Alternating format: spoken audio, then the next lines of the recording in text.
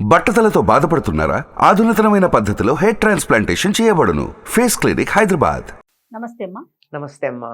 అమ్మా, క్షుద్ర పూజలు జరుగుతున్నాయని, తర్వాత కొన్ని తాంత్రిక శక్తులు మన మీద ప్రయోగిస్తున్నారని మనం పేపర్లలో చాలా వార్తలు చూస్తూ ఉంటామమ్మా.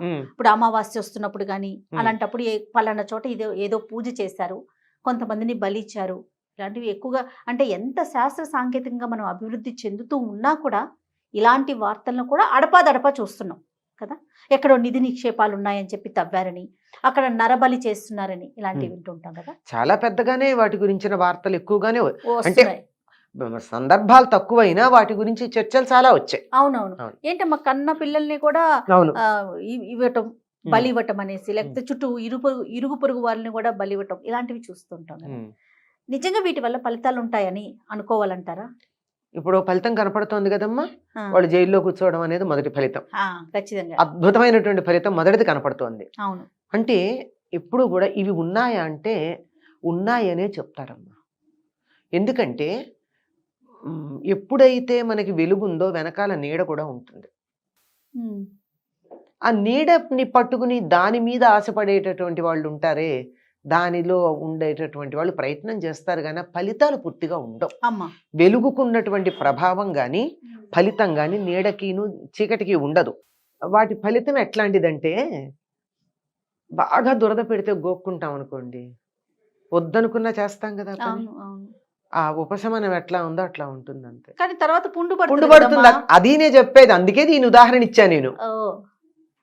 ఇట్లాంటివి ఉంటాయమ్మా. ఈ క్షుద్ర పూజలు చేసేవాళ్ళు మనకి కనపడుతూనే ఉన్నారు కదా. వాళ్ళ మొహాల్లో ఎప్పుడన్నా కాంతి ఉంటుందా? డబ్బులు ఉండొచ్చు, ఒంటి నిండా నగలు ఉండొచ్చు, ముఖంలో మాత్రం ఆ తేజస్సు కాంతి ఉండదు. మరి ఏ దైవాన్ని ఆరాధిస్తే తత్సంబంధమైనటువంటి కాంతి తేజస్సు ఉంటాయి. అట్లాంటిది వీళ్ళు చేసేటటువంటి దానికి అట్లా ఉంటాయి. క్షుద్రము అంటే పనికిరి అందని కాదమ్మా, తక్కువ, లో అని అర్థం అంతే. పెద్దది కాదు, చాలా తక్కువది, తక్కువ స్థాయికి చెందిందని. అట్లా చేసేటటువంటి వాటిల్లో అప్పటికప్పుడు తాత్కాలికంగా చిన్న చిన్న ఫలితాలు ఏమన్నా ఇస్తే ఇవ్వచ్చు కానీ పెద్దగా ఏముండవు. ఇప్పుడు సరదాగా మన వాళ్ళు మ్యాజిక్లు అవి చేస్తూ ఉంటారు, ట్రిక్స్, అట్లాంటివి తప్ప పెద్దగా ఉండవు. కానీ వీటిల్లో ఉన్నాయనేటటువంటిది మాత్రం కొంత శాస్త్రం చెప్తోంది. వాటికి చాలా జాగ్రత్తగా ఉండాలి. మనం మామూలుగా చేసే పూజల్లో ఏదైనా ఒక యదక్షర పద భ్రష్టం అని చెప్తూ ఉంటాం. ఒక అక్షరం తప్పు వచ్చినా ఏదైనా పెద్ద ప్రమాదం ఏమీ లేదు, తెలిసి చేసి అయితే ఏమిట్లే అంటే తప్ప. కానీ వాటిల్లో ఇంత తేడా వచ్చిన ప్రమాదం ఉంటుంది, చేసేవారికి. అందువల్ల చాలా నియమ నిష్టలు పాటిస్తారు. నాకు అప్పుడప్పుడు అనిపిస్తుంది, ఇంత నియమ నిష్టలు పాటించి ఇంత కష్టపడి శరీరాన్ని మనసుని ఇంత కష్టపెట్టుకునే బదులు హాయిగా సుఖంగా ఉండి సాత్వికమైన పూజలు చేసుకోవచ్చు కదా అనిపిస్తుంది. కాదు, అట్లా ఉండదు. వాళ్ళ లక్షణం అట్లాగే. ఇప్పుడు ఇక్కడ మీకు మిరపకాయ బజ్జీని ఐస్ క్రీమ్ పెడితే ఎవరే తింటారు అన్నది వాళ్ళ జీవ లక్షణాన్ని బట్టి ఉంటుంది. పూజాధికారులు కూడా అట్లా చేసేటటువంటి వాళ్ళు ఉంటారు. ఇవి కూడా మోక్ష మార్గానికి దారితీసే ఉన్నాయి, వామాచారం అన్న పేరుతో. కానీ దానికి వాడుకోకుండా దాన్ని మిగిలినటువంటి సమాజంలో ఇతరులకు హాని చేయడానికి వాడే వాళ్ళ వల్లనే క్షుద్ర పూజలు అనేటువంటి పేరు వచ్చింది. వామాచారం అనేది కూడా షార్ట్ కట్. ఇప్పుడు రాచబాటలో పెడతాం మనం, రాచబాటలో పెడితే దూరం అవుతుంది. అడ్డదారిలో వెళ్ళేటప్పుడు ఏమైతే రాళ్ళు ముళ్ళు ఇత్యాదులు ఉంటాయి, అడ్డం పడి కొట్టుకుని పెడతాం. అందరం ఇష్టపడం అట్లా వెళ్ళడానికి. అట్లా వెళ్ళే వాళ్ళు త్వరగా వెళ్ళొచ్చు. కానీ దారిలో పాము కాటేస్తే, పెద్ద పులి మీద పడితే ప్రమాదాలు పొంచి ఉంటాయి. అందుకని ఎప్పుడు కూడా short cuts are always short circuit అవుతాయి అని చెప్తూ ఉంటాను నేను. అందువల్ల అట్లాంటివి లేవని కాదు, కానీ వాటి వల్ల ఫలితాలు మాత్రం ఆశించినట్టు అనుకున్నట్టు ఉండవు. అమ్మ, ఇప్పుడు ఎవరైనా క్షుద్ర పూజలు జరిపారనుకుందాము, అవి ఎవరి మీద జరిపారో వాళ్ళకి ఏమైనా ముందుగా సంకేతం అంటే తెలుస్తూ ఉంటుందా? బాడీ చెప్తుందా? బాడీ చెప్పదు కానీ దాని ఫలితం కొంత ఉంటుందమ్మా. ఇప్పుడు మిమ్మల్ని మీరంటే నాకు ఇష్టం ఉంటే ముఖంలో ప్లెజెంట్నెస్ కనపడుతుంది, ఇన్వైటింగ్ గా అనిపిస్తుంది. మీ మీద నేను కోపంతో కసిగా అని వచ్చాను అనుకోండి, ఏంటి వీడు ఇలా ఉంది, వాళ్ళ పాజిటివ్ గా లేరే, ఏదో నా మీద ఇది అనిపిస్తుందా? అనిపిస్తుంది. ఒక్క మనిషి భావమే అలా ఉంటే అది కొన్ని మంత్రాలతో వాటితో ఉంటే స్లైట్ గా ఎఫెక్ట్ ఉంటుంది. అయితే ఇవి ఇంట్లో నిత్యం దీపారాధన చేసి దేవుణ్ణి ఆరాధించే వాళ్ళని ఏవీ చెయ్యవు. అవి రావు. మంచి రెమెడీ కూడా చెప్పేశారమ్మా మీరు. ఇంట్లో రోజు నిత్యం దీపారాధన చేయాలి, శుచిగా ఉండాలి.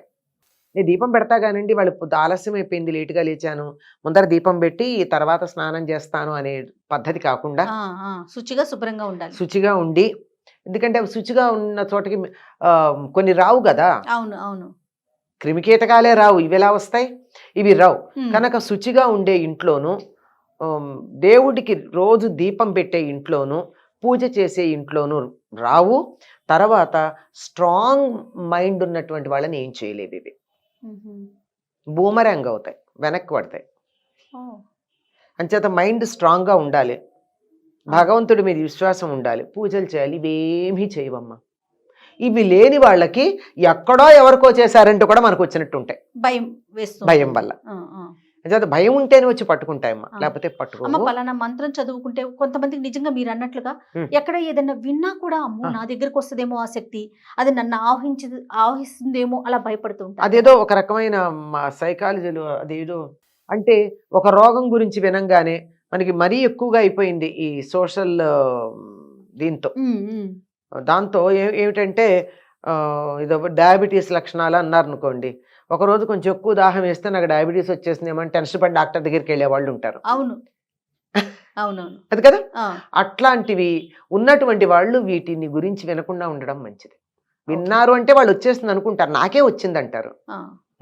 అంచేత అలాంటి బలహీనతలు ఉంటే ఎవరో ఏం చెయ్యక్కర్లా, మన మనసే మన చేసేస్తుంది. అవును, అస్సలు ఎంత క్షీణించిపోతారంటే భయంతో అమ్మా, ఏదో జరిగిపోతుందేమో అన్న భయంతో. మనసేనమ్మా అన్నిటికీ కూడా. ఎలా ధైర్యం, అలా ఏమన్నా పఠించడానికి చాలీసా ఇలాంటివి చదువుతారమ్మా? దైవనామం మీ ఇష్టం వచ్చిన దేవుణ్ణి తలుచుకోవచ్చమ్మా. మీకు ఏ దేవుడు ఎవ్వరూ లేదా, అమ్మ అమ్మ అమ్మ అనుకోండి, కన్న తల్లి అనుకోండి, నేను అనుకోండి. లేదు ఈ వీటి మీద మాకు నమ్మకం లేదు, మేమంతా మా అమ్మ అంత గొప్పది కాదు, నేనంత గొప్ప, ఇలాగా మాట్లాడే వాళ్ళు ఉంటారు కదా. అట్లా గనక మనసులో అనిపించినట్టయితే మీకు నచ్చిన దేవుడు కాకపోతే కనీసం నచ్చిన దేవుడి పేరు మనకి వెంటనే ఏదో మంత్రం గింత్రం ఎవరు ఇవ్వలేదు అన్నారు అనుకోండి, ఇవి కూడా ఉంటాయి కదా గోల. అనేక రకాలు. ఒక మంచి పని చేయాలంటే 100 అడ్డంకులు, అన్ని ప్రశ్నలే, అన్ని మనం తెచ్చుకున్నవి ఇవన్నీ. ముందుకెళ్తే ఏం లేదు. మీరు అన్నట్టు హనుమాన్ చాలీసా అసలు అది ఆయన ఏదో నీదు వాలంబు నంజుట్టి అని చెప్తారు కదా హనుమంతుడి గురించి. యక్ష రాక్ష భూత పిశాచాదులన్నింటినీ కూడా ఆయన తోకతో చుట్టి గిరగిరా తిప్పి అవతల పడేస్తాట. అంచేత ఆయన అక్కడ ఉంటాడు. ఆయన ఎప్పుడో వాగ్దానం చేశాడు, ఏమని చేశాడు, నిన్ను తలుచుకునేటటువంటి చోట నేను కాపలా కూర్చుంటానని చెప్పాడు కదా. ప్రతి గ్రామానికి బయట ఉంటానని పూర్వకాలం. ఇప్పుడైతే పెద్ద పెద్ద విగ్రహాలు పెట్టారు. హనుమంతుడి విగ్రహాలకి పెద్దగా మన గుడి కూడా కట్టరు, ఊరి చివర పెట్టేస్తారు కదా. ఆ పూర్వం ఎలా ఉండేది, ఒక రాయి మీద హనుమంతుడి బొమ్మ చెక్కి గాని వీళ్ళు చెక్కుకుని కానీ లేకపోతే అది బయటపడి కానీ ఉంటే ఊరి చివరి ఉండేది. ఊళ్ళోకి ఎటువంటి దుష్ట శక్తులు రాకుండా అది ఆపేది, ఊళ్ళో వాళ్ళందరూ కాపాడతారు. అట్లాంటిది మన ఇంట్లో కావాలనుకోండి, హనుమాన్ చాలీసా చదువుకోండి, అమ్మవారి నామాలు చదువుకోండి, రామాష్టోత్తరం చదువుకోండి, రామనామం చేసుకోండి. ఇంట్లో ఎదురుగా హనుమంతుడి బొమ్మ పెట్టుకోండి. లోపలికి ఎటువంటి శక్తులు రావు. ఆయన ఎవ్వరైనా సరే ఆయన్ని పెట్టుకుని హనుమాన్ చాలీసా చదవండి, లేకపోయినా రామరామానండి ఆయనే చూస్తాడు. ఆయన్ని పెట్టుకుని రాముడిని గుర్తు చేసుకుంటే చాలు, తలుచుకుంటే చాలు. మనం రామనామం జరిగేటటువంటి చోట హనుమంతుడు ఉంటాడు. రామాయణం చదువుతుంటే పక్కన ఒక ఆసనం వేస్తారండి, ఒకటి ఖాళీగా పెట్టి, ఎందుకంటే వచ్చి అక్కడ కూర్చుంటాడు. నాకు ప్రత్యక్షంగా తెలుసు, ఒక చిన్న పిల్లకి రామాయణం చెప్తూ ఉంటే పక్కన కూర్చున్నాడు ఒక కోత వచ్చి కూర్చుందండి ఆ పిల్ల. నాకు అనుమానం వచ్చి అడిగాను, నారింజ రంగు బట్టలు వేసుకున్నాడా అని. కాదమ్మా తెల్ల బట్టలు వేసుకున్నాడు అమ్మమ్మ అని చెప్పింది. అది పని నల్లగా ఉన్నాడు, నల్లగా లేడు, గోల్డెన్ బ్రౌన్ ఫర్ ఉందండి. మూతి నల్లగా ఉంది, లేదు కొంచెం ఎర్రగా ఉంది, బాగా ఇంత ఎత్తు ముందుకు లేదు, కొంచెమే ఎత్తుంది అని చెప్పింది. కళ్ళు అవుట్ సైడ్ నల్లగా ఉన్నాయి, లోపల నల్లగా లేవు అంది. మేబీ మొత్తం నేను ఒక వారం 10 రోజులు చెప్పాను, రామకథ అడిగితే కూర్చోబెట్టి చెప్పినంతసేపు నాకు అక్కడ కనపడుతూనే ఉన్నాడని చెప్పింది ఆ పిల్ల. 9-10 ఏళ్ల పిల్ల, నాకు కనపడలా. అది విశేషం. అంటే ఎక్కడ రామనామం జరుగుతున్నా అక్కడ ఆయన హనుమంతుడు ఉంటాడు.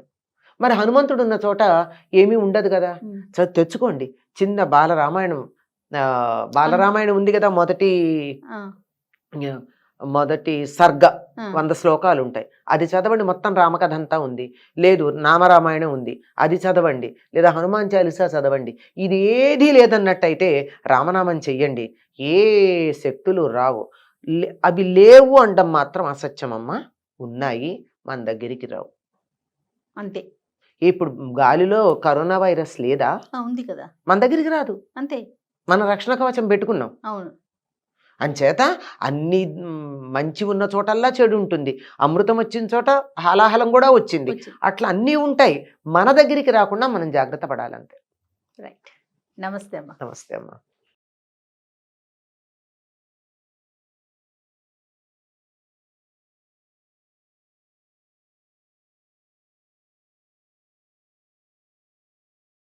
సుమన్ టీవీలో మీ పర్సనల్ అండ్ బిజినెస్ ప్రమోషన్స్ కోసం కింది నెంబర్కి కాంటాక్ట్ చేయండి.